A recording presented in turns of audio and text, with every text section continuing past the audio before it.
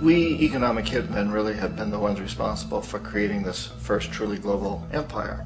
And we work many different ways.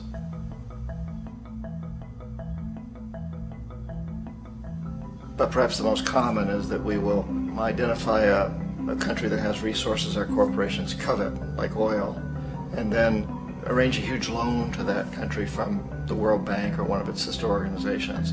But the money never actually goes to the country. Instead, it goes to our big corporations to build infrastructure projects in that country, power plants, industrial parks, ports, things that benefit a few rich people in that country, in addition to our corporations, but really don't help the majority of the people at all. However, those people, the whole country is left holding a huge debt. It's such a big debt they can't repay it, and that's part of the plan, that they can't repay it. And so at some point we economic hitmen go back to them and say, listen, you lost a lot of money, can't pay your debts, so sell your oil real cheap to our oil companies. Allow us to build a military base in your country, or send troops in support of ours to someplace in the world like Iraq, or vote with us on the next UN vote.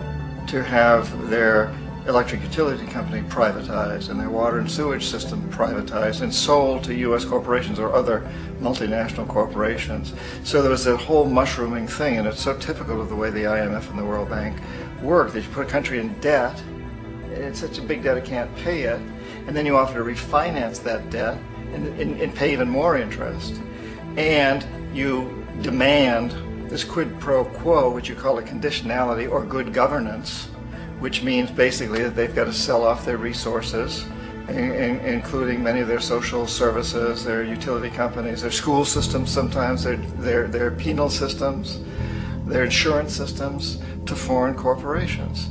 So it's a double, triple, quadruple whammy.